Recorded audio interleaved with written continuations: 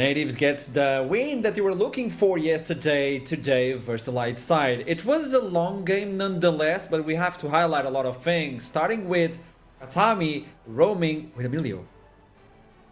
Yep, I mean, for me, that was one of the big highlight plays because we were worried about how the Lucian Azir game could go. The Lucian Azir lane, I should say, could be going. But we were never really talking about it, were we? We were talking about these roams going towards mid lane, changing the dynamics of that matchup, and giving the rest of the map, because last game we were talking about how mid jungle was such a big game changer. This time mid support gives the rest of the map over towards natives. And if natives are able to enter the 20-minute late game with a big advantage on the map, it should be fairly simple set of moves for them to close out. So that was instrumental. Very glad it happened. And this again shows the big thing about blue side bot lane, right?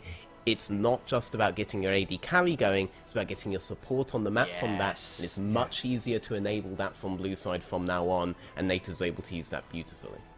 It's just safer, right? It's much harder to dive blue side than red side, and honestly, the Milio made a lot of work to get across the map, and honestly, Native's defensive work this game and tracking where enemy members were and making sure they weren't getting that much done. The brand really didn't have as much impact as they were hoping. That the Lucian never really managed to find those isolated 1v1s or those, outnumber plays where the Lucian really wants to pounce and jump forwards, and that never really happened, and a lot of that is on credit to Natives for making sure that was really hard to pull off. At the 60-minute mark, we saw one of the, at least in my opinion, most important fights with the TP coming in from Aatrox, a total collapse. Because I thought like light side were capable of slowing down the game. Hey, we have the Tom Kinch, we have the Senna, we just need to stall, and maybe, who knows, Brand will make some miracle. But as soon as that collapse appeared, I think the game just went native sides.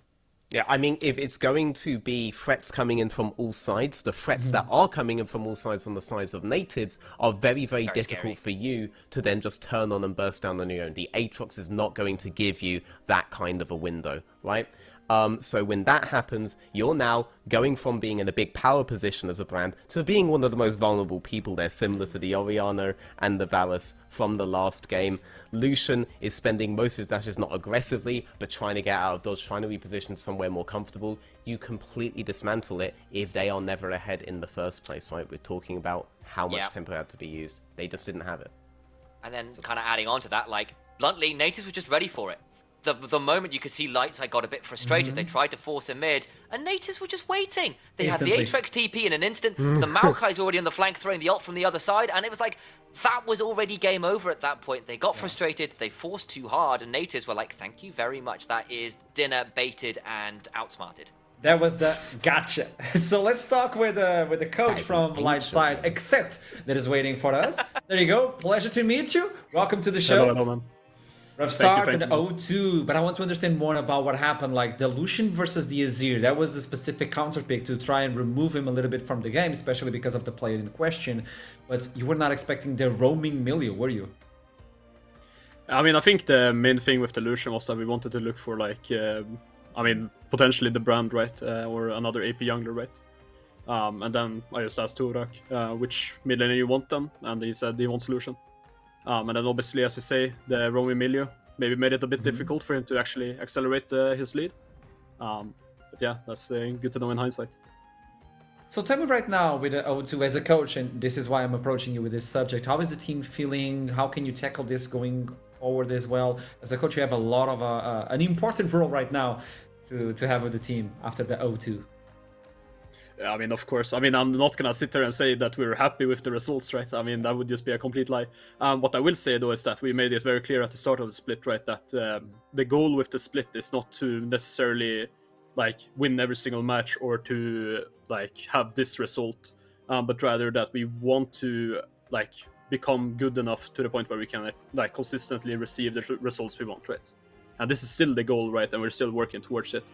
And, I mean, if we're looking at the match today, sure, we didn't really get where we wanted maybe, but I do think it looked a lot better than yesterday, and we did do a lot more on the map. I believe so. And are you afraid of the red side? Because in my opinion, their bot side, red side is complicated to deal with. I wouldn't say we're afraid of it maybe, but I mean, I would like to have a blue side game, of course. I do think blue side is slightly stronger at the moment, so... Totally understand that one. Thank you so much for the interview. It was a pleasure to meet you, except best of luck for the rest of the split. Thank you, man, and you too. There you go. I gotta say, that bot side, it brings nightmares. It brings nightmares.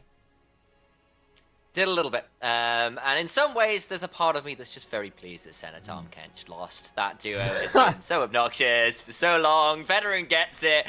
Senna Seraphine is that, but worse. Oh, my days. Senna, what a champion. She's so cool in so many ways, and yet so unbalanced in so many more. But definitely in terms of that interview, it was really cool to hear from the coach about what the aims of this team are. And they're not coming in and going, oh God, it's all over. We were expecting to win. We're 0-2. That isn't what we're going for. And actually having a pretty good perspective and a constructive kind of framework for building up as a team and looking to improve and get to the point where you can be good, especially for an opening split, seems like a pretty healthy way to do it, assuming they can keep the mindset up across the split and actually get the improvements they're looking for. Let's jump to the other side with Natives, with Rusty Sniper waiting for the interview. Welcome to the show. There you go. Hello, hello. Welcome back as well. Thank you. Can you hear me? Yeah, I got you. Perfect, So, perfect. with this in mind, I want to understand that Varus, because everybody is picking Varus and going for the lethality. What made you switch a little bit from the current meta? I mean, it was mostly like Udyr Tonkench, and we had like Amelia, right? So I was like, I guess I'm playing on hit then, you know? So, didn't really get to choose this game. At the end of the week, it's 1-1. It's not what you wanted, but how are you feeling moving forward with this score and the way the team is playing? I mean, it's kind of what's in the script, right? Like, there's nothing we can do about that. I mean, like we tried to talk to production about us going 2-0 this week, but they wouldn't have it. So we're gonna go 2-0 next week. That's in this like script at least. So, you know. So tell me something on the script, Rusty, because it seems to me, maybe it's just my mind going crazy, but it seems to me that Natives are having a slightly issue closing out the games when they have the lead. Do you feel that, or is it just like a glimpse from the Summoner's Rift? I mean, like, we were like, chill guys, they are AFK, let's just play slow, you know? It's like boring, but it's safe. And we might as well just do it, you know? Like, at least we made some fans fall asleep today, you know? Like, it's a positive as well. I'm so happy you brought in the fans, because I gotta hit you with this one. There's a lot of hype coming into the split, 2024, Natives, obviously, but the hype is shifting towards the Lions, towards even Venom Crest. So, as someone who's playing for Natives, who's everybody's looking into right now, how can you get the fans to go back to you guys? I mean, it's only one way, right? Like, stomp the guys that the fans are cheering for, you know? So we're just out of gonna all the stomp teams, Venom Crest. Yeah. Oh, you're gonna stomp Venom Crest, Painful. yeah? Continue. Yeah, stomp Painful, make him go like 0-10. He's gonna call me on Discord. He's gonna, you know, cry again. Like, I'm used to it, you know. And then Mad Lions, we just, or Mad Lions, sorry, Lions Creed, we just stomp them as well. There's like no problem in that. Okay, so who's the team you're looking forward the most to play against? I mean, it has to be Venom Crest, you know. It has to be Painful. Like, I don't really care about for that team. It's not about winning. It's making sure that they lose. Like, all that matters is that I crush Painful's dream of EU Master. You know, that's literally all that matters. Nothing else. Okay, that's personal, isn't it? Yeah, it's very personal. Like, we took him up, like, from Sol, right? Like, he's a loser, right? So we lost Sol. We took him up for BDG. We gave him a home. We gave him food. You know, like, we put food on his, you know, plate and everything like that. And then he just leaves us, ditches us. And he won't even join Discord anymore. Talk, nothing. So I gotta show him where his, you know, origins is from. Or, yeah, you know, I just gotta make him remember that, like, he used to be a rat living without a home. And he still is gonna be a rat without a home after this split, right? So, yeah. I'm gonna pick this interview and bring it up to the pre-match as soon as that happens. Thank you so much for this, Rusty Sniper. No that was worries. beautiful. Best of luck. I'm feeling excited right now. Have a nice one. Thank you. You too. Ice cold! Just evicting a man from his team! What is we that? got a pre-match as soon as these guys face each other. I don't care about anything else on the Rift. I just want this. This is the storyline. If Natives don't make video content with Rusty Sniper giving his take at least twice a week, then they are just the worst org in the NLC, alright? Yeah, We need living up to his more namesake. Rusty Sniper content right now. That is a Draven main through and through, by the way. Yeah, Yeah, that is serious Draven, mate. That is Draven energy. Started talking, I was like, man, this guy is this guy. Oh, he's a Draven player. Okay. It took was me a literally like, while. it was literally like, I will 1v5, come Baron pit, let's go. Like, as soon as I realized who was talking, I'm like, yeah, nature is healing again. Yeah, makes sense. Everything is falling I'm into not pieces. sure that counts as healing so much as sort of like general destruction, like It's full healing, you know? wildfire. Sometimes you have to destroy in order to grow back. You know, I to don't create, know. exactly. Yeah. So let's look into the MVP of Yes. the match. Whoa, that was a hard one. Who's the MVP? Well, okay. Hey!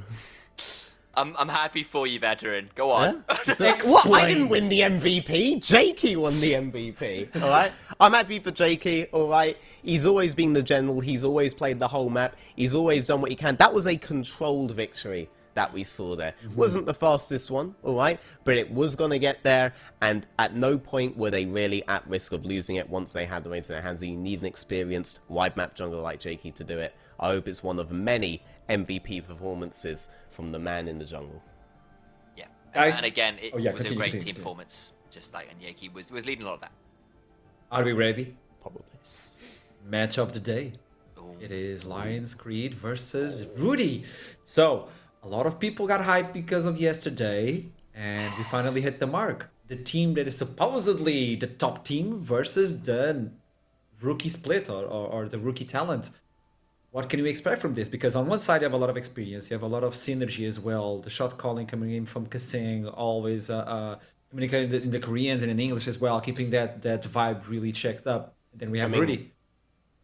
I'm most interested in knowing, all right, is that number at the bottom there, are they saying the game begins at 2000 CET, or are they saying the game is over in 20 minutes? Because Lions Creed look on another level right now to every Yeah. other team, right? They are. These guys already know how they play off each other, right? All that synergy is already built in, right? It is a set of players that are at the upper echelons of Tier 1 League of Legends in the ERLs, and they already work really well together. This is a gigantic test for Ruddy, alright? Ruddy cannot approach this trying to match their mano-a-mano. I wanna see that Ruddy energy, that chaotic energy they bring to their interviews, to their music videos, to Twitter, alright? To just random banter, and I want them to put it in their draft, put it in their gameplay, play with no regrets, live with no regrets, and then when your Yes. Nexus explodes Yes. 18 minutes in, Yes. you can at least be Yeah. proud. Tattoo, no regrets. Yes, I totally Yeah, agree. basically, exactly. And the thing is, to double down on that, look, Lions Creed came in yesterday and looked absolutely gigantic. They looked like absolute titans. And on the other side, Ruddy, if you wanted a trial by fire, this is it. You cannot go in and play with nameplates on. As basically, you just got to go in and okay, I am going to throw the gauntlet down and I am going to go for the throat. Pick an expletive and just yell it at them and run in, barbarian style, hopefully with a little bit of spice, hopefully a little bit of stuff to work with. And this is a great start, right? You've got yourself a Rumble and a Xin Zhao. You've got ways to fight early. You've got ways to start things off. And if you're going to take it to a team like this, do it with your own fist going forwards. Don't play defensive, don't play scared, or it's doomed from the get-go. Yeah, it's a really good setup to win top jungle 2v2. Very few things are going to beat it in terms of burst right now, and especially in terms of the mixed damage you want. Unlike to see it there, Jax. Yes, he's a good champion if you just allow top lane to roll in a sustained manner, but if Xin Zhao moves up there, not quite the same. That's going to be Jax jungle. So we have seen Jax jungle into Xin Zhao be played before as a bit of a counter pick because you can contest individually in instances like River. Cassante, I mean, I've talked a lot about Cassante basically doesn't count, and at this point is basically one of the most broken champions on God's good earth, tainted by the existence of one man. So we'll see. This doesn't look like an aggressive 2v2 top early that they're going for, but it does look like a 2v2 that's going to be very difficult to play against later in the game. Your favourite champion has been locked in. Yes. Initialize one part of your favourite very balanced combos. You like to... Oh, it's despicable. Who was it yesterday? Which AD carry were disappointed us all by saying Seraphine was their favourite champion? Oh yeah, we had an AD carry saying that, but also I think Someone out there. Rudy played Seraphine as well, so they're going did. back to the shields. And like in fairness, you've already got a good comp for brawling, right? Like Xin Zhao goes in, he's got an equalizer, an encore, and all the shielding's coming through to make that as difficult as possible. So I like that combo ready to work with that one. And it was Ginger. Thank you very much, Middlecott in Discord, giving me that one. Yeah. And Really? Yes. that's disappointing. Yes. Because of How course it's a you takeaway fallen, on the man? other side. How I was you like, I fallen? feel like it was someone in this role. And he was saying, I like to play aggressive. I like to play aggressive. Okay, so what's your favorite champion? Seraphine. Man, I got mad. I mean, you could play Seraphine like a psycho, potentially. No, you're Just not like, psycho if aggressive you are play with an encore? Seraphine. The You citizens- used to pick Caitlyn, Jinjo. What happened? Oh, Yeah, look, man. he's gone down. He's gone down from Piltover to Zorn, sort of. And you can see already, you're looking at line screen. They're like, Senna needs to go. There's got to be a couple of these other bans as well. Like Sona might be a ban here as well. We saw an attempt at Seraphine Sona recently as well at one of the tier 1 leagues. So we'll see where that goes. Already they've picked up the Rel and the Blitzcrank as potential ways to jump on a squishy enchanter. So I will be interested to see what Lions Creed have to counter a pick that Jinjo is apparently so fond of. I mean, Kasing does have a history on enchanters, right? He was the Janna at one point in Europe. Now, that point Lily, was actually yeah. a decade ago. But, you know, he was at one point. So seeing him match enchanter for enchanter, that could be something he does. Doing Vavalis Jax would be a little bit on the strange side. Blitz is the classic that you would want into the Seraphine. Nautilus is picked up, apparently. Oh, Rakan, even more shield stepping in. Okay. Exactly, Oh, maybe. because Kasing is known for the Leona, and the Leona kind of Yeah. chips in. Oh, And no. Renata here would make a lot of sense in that you've already got multiple people trying to dive forwards. Yes. Karma is a very strong shove. Would double up with the Varus very well. The other thing is, of course, I don't think we're on live, are we? But of course, you know, week or two we're going to start seeing Karma with her obscene AP values, which is something. But again, they're just hovering through a few, so I'm going to wait now, because we've clearly been baited a little bit, and I think they have just decided the Milio's the way. Yep, I mean, the bonk is still going to be good as a sort Yeah. of anti-dive tool, but really the way Ruddy's composition wants to work, they don't want to be a straight all-in, all-the-time comp, so I much prefer the Milio over something like a Renata, which I'm of the opinion wouldn't actually be so good here, but their last pick, their mid laner, Temp, so right, you were hyping him a lot initialized, you even brought out the graphics for it. He has to blind pick his mid lane here, while Alex, the man willing to go 1-for-1, willing to ride or die of his buddies in Ruddy all the way to the end, he now gets the counter pick. He's hovering some aggressive things here, alright? Yon, Irelia, Carly, these things scream a player like Alex to me, and it's locked in. It's in. Okay, baby. Watch the All right. Seraphine go mid and the Yone go bot now, just to mess with us all. Haste. I will say that Nuke on LEC was saying he doesn't think Silas is particularly good right now because Everfrost Big Gon nerfed him a bit.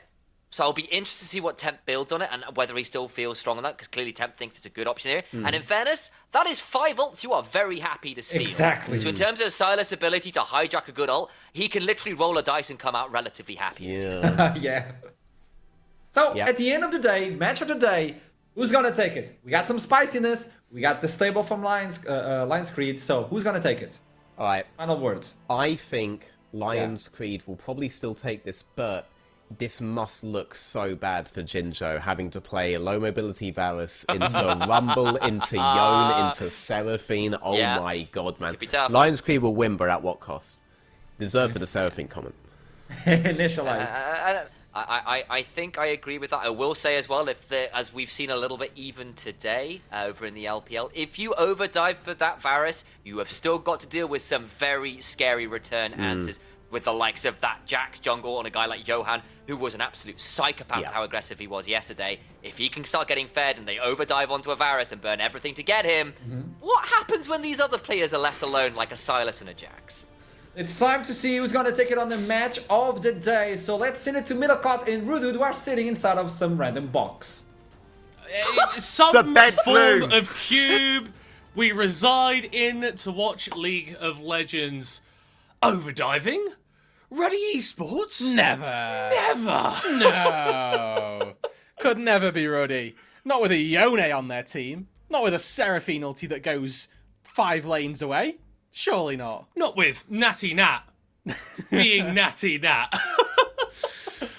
I will say, I do like that we are seeing pretty much same composition coming out from Ruddy here. Obviously, it's going to be Alex piloting the Yone this time around, where it was built yesterday. But you got 4 out of the 5, and honestly, they were probably my big surprise package yesterday, because I did not expect them to go toe-for-toe and then beat Verdant in the manner that they did. No, honestly, neither did I.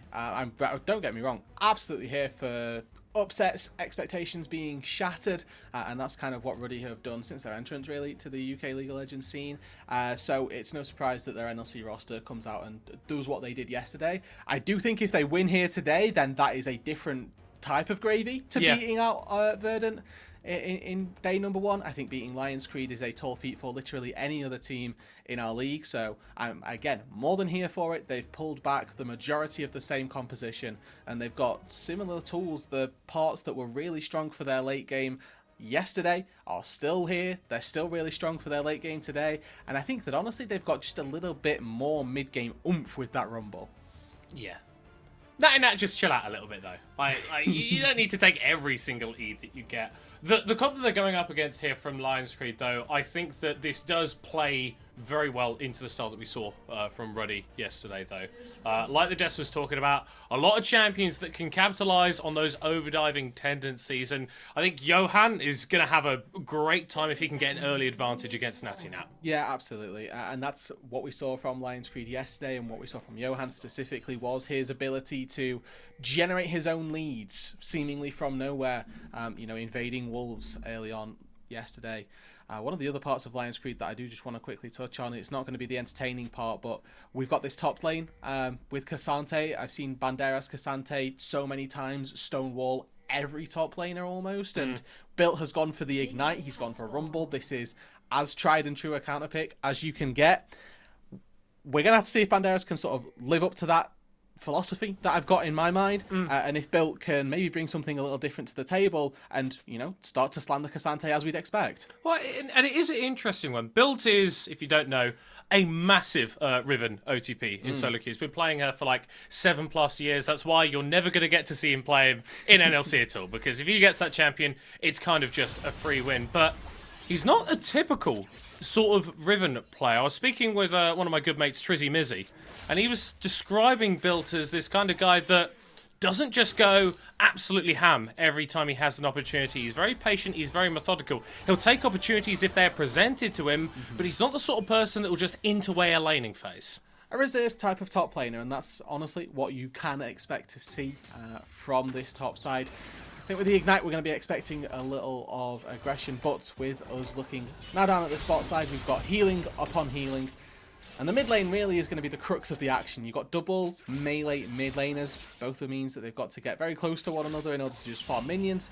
Likelihood is you're going to end up seeing trades taken. Alex already on the rough end of some of those, but he's been able to get his wave under the turret, put an early ward down to spot out for any potential invades coming through from Johan, and already with that potion popped, gonna have to play out the rest of this lane.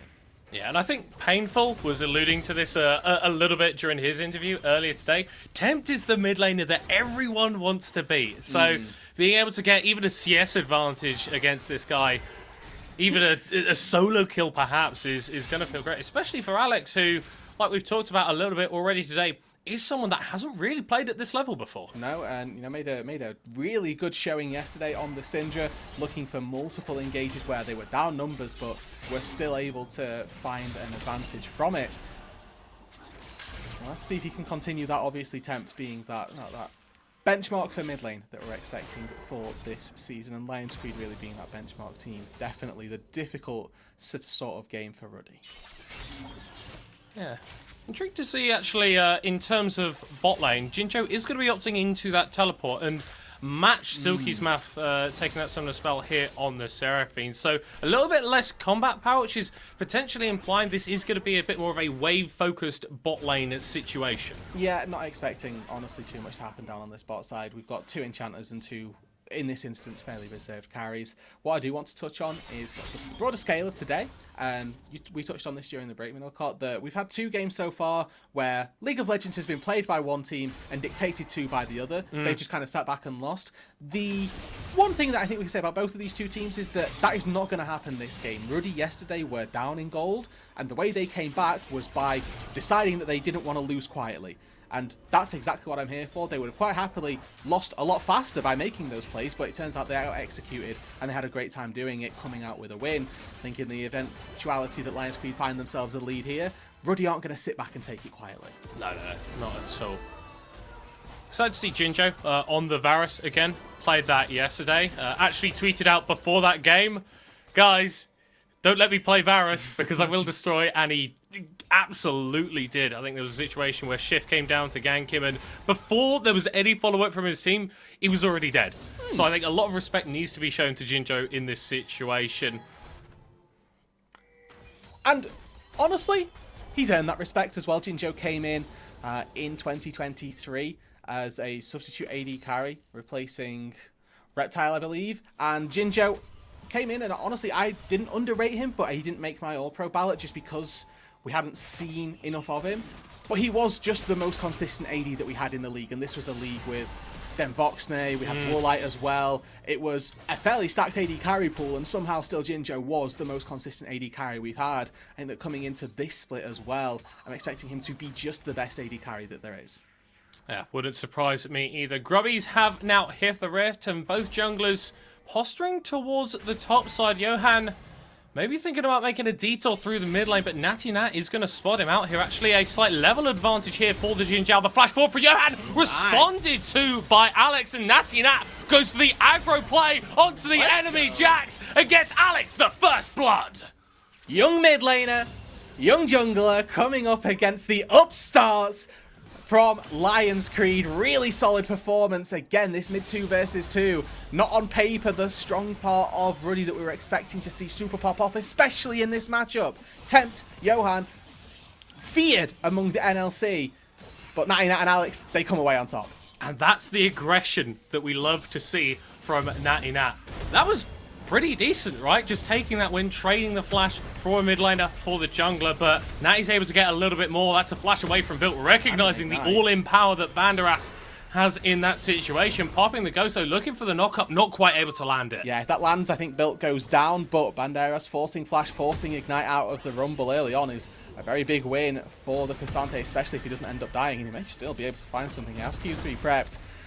Push this wave in, get back to base. Lions Creed starting to find themselves an advantage on this top side. He is down in farm, however, but with that Negatron cloak already picked up, not necessarily the worst case scenario for Lions Creed's top side. That wave clear that can come out from Silky Smath on the Seraphine, absolutely gross. A bit of a, I don't want to say quiet performance from him yesterday, but it always seems like when the Seraphine's in the game, she just does things. You don't necessarily see them happening unless you're landing big 4-man, 5-man ultimates. Does need to be careful though, because Jinjo has a lot of early damage on the Varus. Yeah, and you know, for those new to the NLC, this is not the first time that we've seen a ruddy bot laner be very happy to pull out the Seraphine, a former Danish mid laner that some of you may know already had been alluded to in this series. Actually, Den Voxnay used to pull out the Seraphine very frequently, even on Ruddy. An org that's not prone, or not, sorry, not afraid of putting their carry on a Seraphine pick and allowing the carrying to happen elsewhere. Yeah, well, Silky Smath, a very cerebral player, allegedly, likes to do a lot of thinking about the game. Probably why he has math in his name. Could be. Potentially. Big fan of that particular discipline. I think that it's the Silk that we should take note of, and the silky nature of his moves, like dodges, you know, dupes and stuff like that as an AD carry. That's what I'd be here for. Natty Nat needs to be careful here. Tempt does have the first rotate over, and Built being on a reset isn't really going to be able to help him out here. Alex looking for an aggro trade here onto Johan. They're going to be able to blow up the Jax, and Natty Nat survives a little bit longer than he should have. Will eventually fall down, but that's a second kill for Alex. And this is an advantage going to the top lane as well for Ruddy. They're able to get a full wave crashed under the turret. This gives Built a free reset, and when you're playing an Ignite top laner, those are invaluable to you in the top lane. Got to now make sure that Alex, with these 2 kills, doesn't get out of hand if you're Lions Creed, because 2 kills on Ione, working toward that Blade of the Rune King very early on. He's got a ton of attack speed already. Now he's going to start to build up that AD. could be a very scary situation for Lions Creed heading into the mid game. Honestly, I could almost hear the viewing party from here. I imagine those guys are going to be going absolutely crazy. It's still an even game in terms of the gold, but this has been a great showing from Ruddy so far. Absolutely. Johan has been contained. I think that my main concern coming into this matchup was that Johan would be able to kind of run over Natinat. That hasn't been the case so far by any means. And yes, we're still sat. This is a very even gold game. As we get later on into this game, we have to take a look at the scaling, what we've got. Again, Ruddy had decent tools for the late game. Seraphine scales incredibly well with shields, heals, and damage as well. She really does do the whole thing. Banderas. Oh, he's going to be able to catch out Built. And there is no hope for the Rumble. Big kill there for Johan. Really nice performance once again. It's Banderas now starting to make plays happen on this top side. Just hiding out in the brush. Built thinking that he'd taken a reset. That wasn't the case, unfortunately, and steps up one wave too far. Great response from Lions Creed, getting Johan finally on the board. A little bit of brawling in the top side. Oh, catch in the bottom lane. Edvard taken low and not able to escape. The Jinjo Varus strikes again. Shout out the cozy campfire and the passive from Melio. That burn managed to take down Edvard. And a first kill for Lions Creed's bot lane in this matchup. The Jinjo Varus, as you so rightly alluded to, has finally hit the station. And he's been able to build up a pretty nasty CS lead as well. We were praising Nulu for his 12 CS a minute. Jinjo not quite at that rate, but 100, 10 minutes in, you're doing pretty good. Yeah, that's as good as it gets, honestly, for ADs. Drake is live. Grubbies are being taken on the top side by Natinat. There's an opportunity now for Lions Creed to find themselves the first Drake of the game. Normally we've seen them taken down by this point. Same to be said, really, for the Grubs, but the sort of slower pace nature, more tentative footing that everybody been putting around it has kind of slowed us down once again. Yeah, and this is 6 grubs here for Ruddy. Oh, okay. No. So that if they are able to find any push in these lanes, I mean, you've already got Alex, who is going to be an absolute menace on the side lane regardless, further empowered with that bonus damage to structures. And whilst no towers have fallen down just yet, we are only 11 minutes in. It could be risky business if he's left alone. Yep. As we were talking about, though, looking at the later stages of the game, highlighted Ruddy's strengths as they get later on. Important to recognise that Lions Creed as well, very strong skirmishing through this early mid, and on elite sleep into the late game as well. Banderas pops this ghost now. Built has got flash. Yeah, we do see Tempt moving over through the jungle. Banderas looking for the not back, but Built smartly flashing away. He's been playing with fire a little bit in this top lane, but still only the one death to his name. Not a flash that you want to have to burn there, but you usually don't want to give Banderas another kill. Has now finished that Kernick Rookurn, so extra magic damage shield when he goes to trade is going to be very useful for the Cassante and means that this top lane is about not over, but the window for Built to start trying to find solo kills is probably gone. Yeah, does not have that Leantries, so if we start seeing him getting involved a little bit more in terms of the 3v3s, more skirmishes, then he is going to have a lot of power. First strike going to be taken very, very late here, it looks like, by Ruddy, although Johan and Tempt both moving over, looking to contest. Counter-strike coming down, only hitting onto the Yone. He's going to go back, but doesn't land the ult. Edvard getting the chomp through onto Temper. He's going to be able to come back. Somehow, Alex is alive, and Johan is dead. The Silas trying to heal up in the front line. Here comes Kasing to help him out. Natty Nat still providing damage. It's a 1-0 fight so far in favour of Ruddy.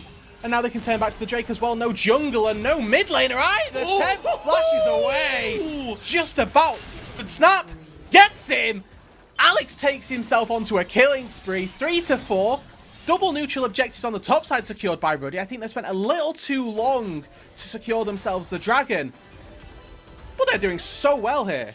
This is shocking stuff. Yeah. Beating that Verdant squad, unexpected potentially, but within the realms of possibility. Going toe for toe, blow for blow with Lions Creed.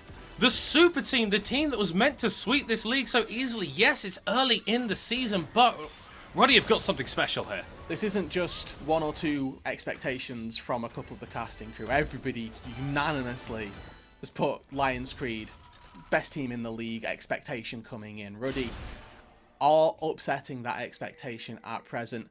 Need to see if they can continue that. Lions Creed's late game not yet challenged almost, because they've got that experience, that veteranship. I'm expecting their calm-headedness to be there as we get later on into the game, and them to be able to, you know, have been in this position before and move themselves forward with style. Bill rotating into the mid here, provide a little bit of that priority as Dragon finally falls. I'm not sure that Soul is going to be something that either of these teams will be worrying about for a very long time. But Natty now already responding, starting up the Rift Heraldon with mid lane tower on 50% HT. Ruddy could be grabbing first brick there. And it's a big glow up for Natty Nat specifically as well, right? Yesterday had genuinely an awful scoreline, you won't mind me saying. Did not look as great on the Xin Zhao as maybe the rest of his team did on their respective champions, but coming into this game, 100% kill participation, only the one death. Titanic Hydra finished very early on, and 3 topside neutral objectives claimed to Lions Creed 0 outside of this Dragon on the bot side. He's done really well for himself, and like I said, blown up beautifully. Well, could be getting caught out here. Is going to burn that ultimate just to dissuade the attention coming through from Johan. And I'm interested by this swap. Alex moving towards the top side, now being moved into the enemy jungle. Yeah, there's no way out of that. On paper, it's a great swap because the Koenig Rucken does very little versus the Yone with a Blade of the Ruin King. However, when you bring 3 people to the top lane party and make it more of a jungle party with the kidnapping that Cassante can get away with, yeah, maybe that is just a little bit too Lions Creed favoured. Still though, a game very, very much in either team's hands. Jinjo has quietly been winning out this bottom lane, opting for the Chains of Corruption, dodges away from the knockup. Very smooth, very fancy feet coming out from the Aussie AD carry. But the Charm did cancel his piercing arrow, so he couldn't connect on any real backloaded damage onto Silky Smath. So really good to see that now there's this bot lane fight as well. Looks like there's going to be a little bit of a skirmish. That was Flash forced out of Jinjo. Natty that going back in under the tower. And 2 of those Talons. Not the third for the strike. The important third Talon. Didn't quite manage to connect. And with this Titanic Hydra rush as well for a Xin Zhao, very easy to get those auto attacks down quickly. In case, again, with not familiar with the recent Titanic Hydra changes, it's now back to having an auto attack reset. All of my nostalgia players of League of Legends rejoice, as you can now proc Xin Zhao Q very, very quickly. Almost instantly. Yeah. Very, very unfun to play against. Hence the counter of the Jax coming through in the jungle hasn't really paid out as much for Lions Creed. Still though, got themselves a small gold advantage as it stands. Most of that coming through from these side lanes. Banderas and Jinjo getting it done. And in case the mid lane and the jungle sort of flopped, this was an area of the map that we could have expected to see generate these leads.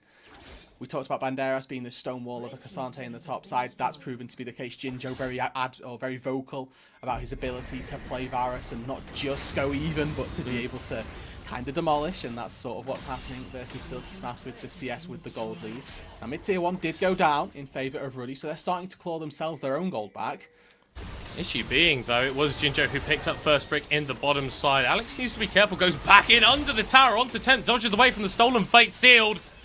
Still has that ult for himself. He's going to dive under the tower looking for the kill. And here come the rest of the boys to take down Tempt. It's buying a lot of time, though, as here comes Johan with a 3-man stun. Have Ruddy overplayed. It's looking like it a little bit. Equalizer's going to be laid down to dissuade the aggression as Banderas is 1v2 in the backside. Dashed onto now by Natty. Nat as he'll be taken down by Johan. That's a couple kills unanswered for Lions Creed in top lane. And that fight has raised one very, very scary question for Ruddy fans. Who is killing this Cassante? Because if it's not Alex, it's nobody. The Seraphine doesn't have consistent DPS. If my Xin Zhao is hitting, wailing away onto the Cassante, nobody's threatening Jinjo, and all of a sudden, Ruddy's composition has got some big answers to try and find.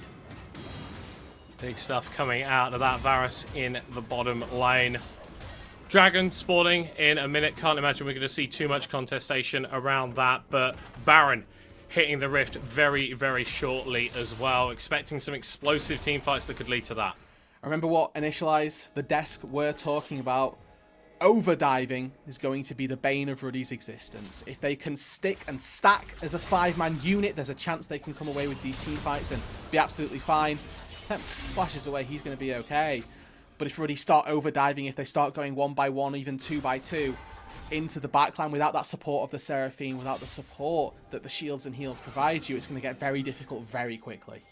We are seeing all 10 players congregating, coalescing towards the south side of Summoner's Rift, so maybe a little bit more focus going towards this dragon than would have anticipated, but still, it's not something that you need to die for. Tempt, a little bit lonely under this tower. Is going to get caught out by Alex. Another kill for the Yone, and Edward trying to set up even more for him. Johan going to be able to get the stun as Natty Nat's in a little bit of a dire situation, but he finds Jinjo getting the damage down onto the Varus, but it's not quite enough. And the rare instance that Jinjo gets found without his Melio, he still lives. The power that this AD provides. Now Alex goes as well. Oh, taken low. Johan still firing out. Not able to interrupt the leap strike is Silky Smath. And this Jax has become a real problem that I'm not sure if Silky Smath can deal with.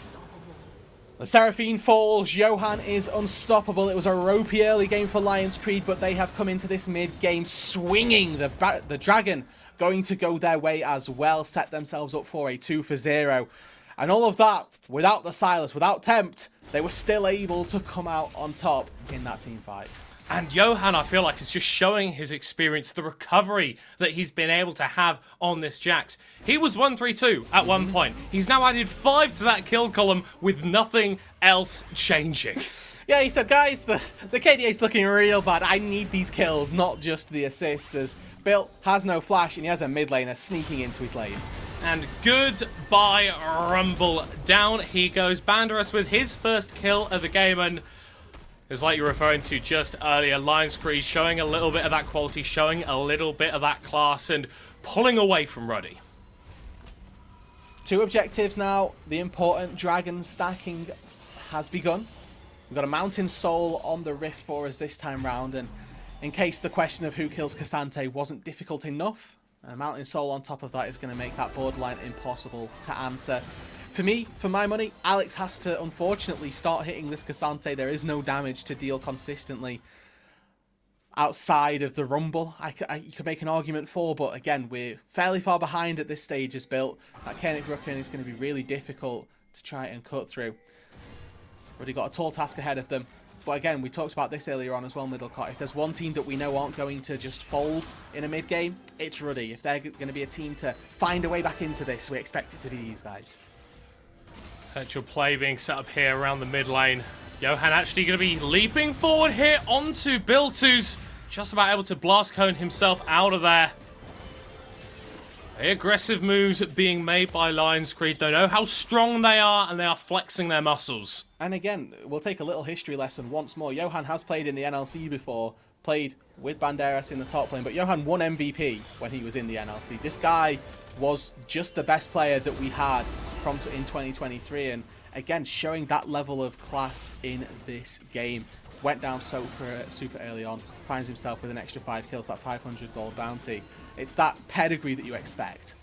And I think for Ruddy yesterday, I think one of the big things that they were able to hold on to coming into the mid game was this composition, right? Where you've got the Enchanter in this Seraphine coming out of the bot lane. You've got this double bruiser coming through as Natty Nat is being kidnapped by Banderas. Not the most effective all-out that we've seen. Johan trying to get something started, knocked away from 3 members, only able to get the stun onto 1. But all of Lions Creed turn up to the party. The stolen Seraphine ult plays a note of beauty, as Banderas isn't quite able to finish off Edward at the end, but it's another 2-0, and this time, Lions Creed head for the Baron. Clock hits 20 minutes, Baron is spawned, and Lions Creed are coming alive in this game, Middlecott. 5k gold lead once this Baron falls. There are 4 turrets still outside the base for them to take. This gold is going to explode into Lions Creed's favour. So many structures that should fall in a moment. Alex getting a little bit of a look at the Baron. There's no way that he's going to steal this. Pops back to the Soul Unbound. And Lions Creed, I think for the first time in this game, we can say solidly in control. Back to base, 2 items finished now for their mid laner. An important 3-item power spike hit for Jinjo. That Merman are now finished. Banderas starts by kidnapping Natty Nat, and If you're trying to start a Baron up, the best way to do it, kill the jungler. Johan unfortunately gets interrupted by the Crescent Guard. It looks like Ruddy have done a great job at disengaging, but then Stolen Seraphine ulti comes down, and there are 2 extra casualties that Ruddy just had not planned for. Jinjo, honestly not really a part of that fight. He got zoned away by the Equalizer, and that's probably terrifying, because if that's a fight without Jinjo, imagine what one with it looks like. Probably a little bit more brutal if I had to hazard, I guess. Mid lane tower going to be focused down here as Naina and Alex looking for a bit of a side lane push, but against the Baron, it's so difficult to come up with a gold positive trade in that sort of situation. Yeah, and you can see Johan now has taken up full residency in Natinat's jungle. Started clearing away all the camps that he can, even sharing some of this side lane gold, extra kills worth of gold going to both the jungler and the mid laner for Lion's Creed here. So that's 2 turrets taken already with this Baron. The outer turret in the bot side still the biggest claim for them. If they can get this mid tier 2, they're going to be set. Oh, there goes a Chase of Corruption, and where goes Silky Smath? He's been absolutely deleted there by Jinjo. Banderas versus Alex in the side lane. A level advantage for the Cassante. A man advantage when Tempt completes this TP coming through. Alex on Tempt. the run, forced to get out of there as Jinjo charges up the piercing and flashes for the finish! Don't give this man Varus! Whether he says it, whether we say it, whether it's the Lion's Creed coach is saying it, he does not miss. He does not miss. 3 items completed. And Alex felt every single one of them. Johan in the middle of 3, but it doesn't seem to matter. Shutdown actually going to be claimed here by Bill. Natty Nat taken out in retribution. Jinjo is rampaging through the rift. And now with 2 members down with Baron at their backs, Lion's Creed, they look to break open the base. The inhibitor turret, a formality at this stage, but how much more can they go for? Still 8 seconds on Alex's respawn. I think the inhib is the intelligent play. You take the structure, you back away. They've still got Drake to fall back to as well. Remember, the default win condition for Lion's Creed here is if in eventuality that we end up messing up somewhere, we can have this soul to rely on. They pick themselves up soul point on their way out of the base. 5 more minutes time for Ruddy before they've got a real do-or-die scenario. I guess the only solace here for Ruddy is that it's not a soul. Alex just trying to push out a side lane, just trying to claim a little bit of control back, but he can't find any. Forced to ult away, throws up the thumbs up. Surely not. But it looks like he's going to be going down. Banderas ghosting onto the Yone, forcing the flash out, chasing him under the tower, going all out, and continuing his killing spree. Yone is a fairly absurd champion with the amount of dashes that he has. The fact that he still died there with flash kind of tells you why Cassante might be a little bit more obscene than maybe we'd have first thought. But that's the power of sticking around, actually, for Lion's Creed. Ruddy, Alex, honestly, 9 times out of 10, you can push that wave because, to all intents and purposes, Lion's Creed probably should have based. Well, talking about sticking around, Johan sticking around for this Grump, and Edward trying to catch him out, but here comes the support for the rest of Lion's Creed. They just can't burn down the Jax's health bar. A 2v4 was enough to thwart the efforts of Ruddy, and now Tempt with the Stolen Seraphine. Oh, traded! We've got musical notes flying all over the place, and Banderas looking for a flank. Lion's Creed health bar's a little bit low, but Ruddy have run out of damage. Natty Nat taken to half HP with a single piercing arrow and finished off by a couple more. Jinjo is unstoppable. Lion's Creed are unstoppable. Tempt has got TP if he wants to head into the mid lane and close this game out. But that's not going to be the case. They can play this a little bit slower, work their way through the top side, use that wave, break open a second inhibitor. They're all on this top side already. But Johan just sniffing Bill away from that turret, making that turret claim very easy.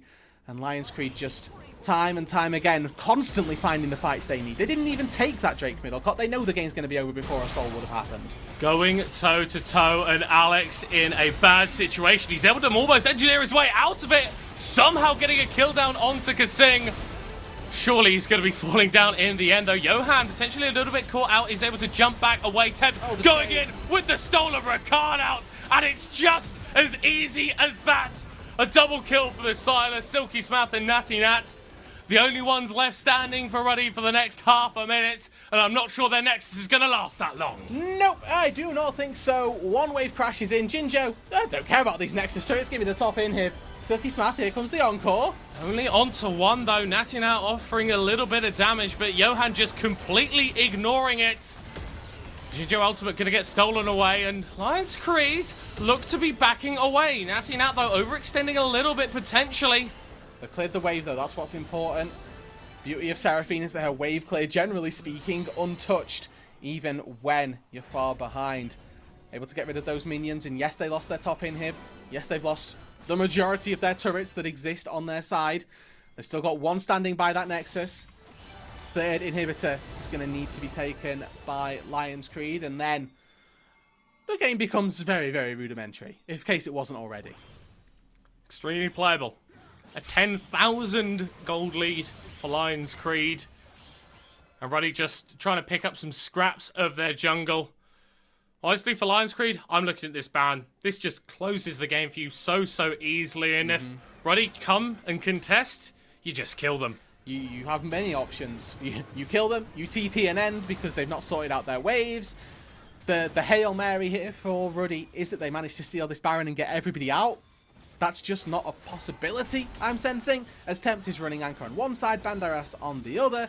Trying to get through these two is a brick wall in and of itself, but you've got to try and get into the pit as well, through Jinjo, through Johan. I mean, Banderas is literally just 1v4 here. Yeah. And he doesn't care at all. The Baron's going to be claimed by Lions Creed. I think Banderas might have a word to say about the punishment he was receiving. Not many, though, as I've barely scratched his health bar. Yeah, it's one of those weird situations where top lane duty, Cassante duty, it just doesn't feel like it's a bad thing in this game. It's a very, very bad thing to be a Ruddy fan at the moment, though.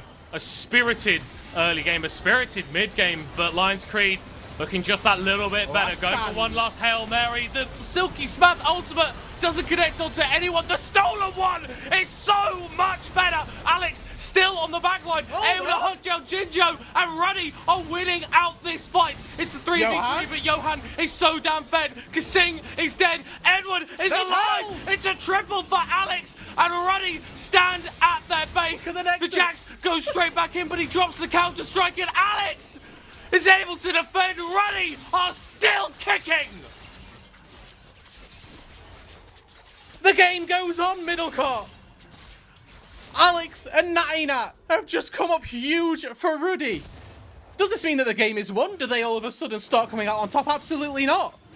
But they're not dead yet. They're not out. This game is still going. They've got now, with this Drake going down, a 10-minute window before a soul ends up going their way. I don't even know where to start with this replay. Keep your eyes on Alex. Keep your eyes on Naina. Jinjo must have just been absolutely eviscerated off of this one. Johan starts off the fight, gets flashed out, and then Alex manages to follow somehow into the backline, catches out Jinjo, and in the space of maybe a second and a half, he's just taken out. Plus 1k for him, and Kasing not nearly able to peel enough. The to and throw, the back and forth, and staying as a unit for just the right amount of time, biding all of the time that they needed to before they could strike appropriately. And it's the Ruddy way. Never give up. Never surrender. Never say die. The Nexus exposed. Barely a structure before it, but still, they hang on. They keep themselves in this game. Lions Creed, they're in the driver's seat. They should still be winning. But Ruddy are in the rearview mirror, and they are catching up. Even despite that, massive discrepancies in very important roles. Jungle, up 2.8k. Bot lane, up 5k. For Jinjo, a very powerful Varus. This poke, when you've got your fountain there to heal from, maybe not as important, but for that brief window, it's going to give you so much power trying to siege down this final Nexus.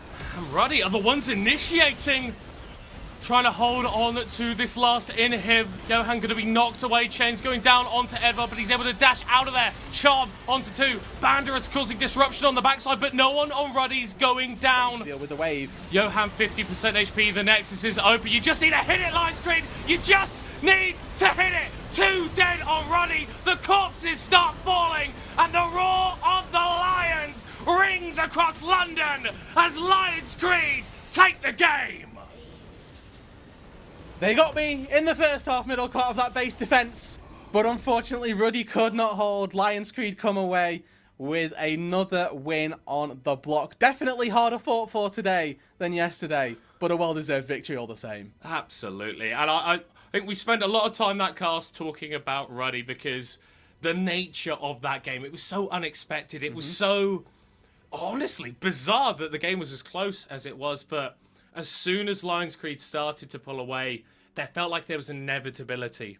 There was a dark cloud hanging over this game, and it rained on Ruddy's parade. A massive victory for Lions Creed. 2-0 to start the split. Matching expectations, but that game was anything but expected. We're going to be jumping to a short break before the analysts there somehow break down that game.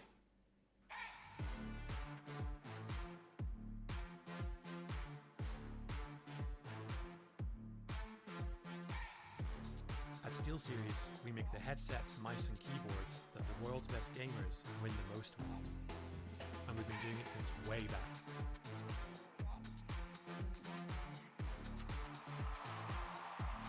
It's up to you how far you go, but whatever you do, go for glory. G'day there, mates. I'm Bruce Brisbane, 8-time runner-up Australian Wildlife Presenter of the Year, and recently exonerated Stingray trainer. The top blokes of the NLC have chat me a ripper gig to give you a fair dinkum tour of Summoner's Rift, showcasing some of the wild critters you're going to be copping an eyeful of in 2024.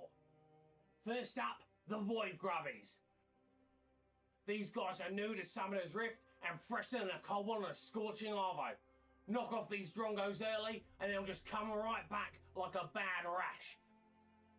And like most river critters up the top end, they're not fond of blooming construction messing with their turf, dishing out bonuses to the team that kills them to take down those structures. Take down a bunch and them tails will be more covered in mozzies than me after a night out in the bush. Now, let's meet the Rift Arrow. She's dolled up and tougher in a one-on-one stoush.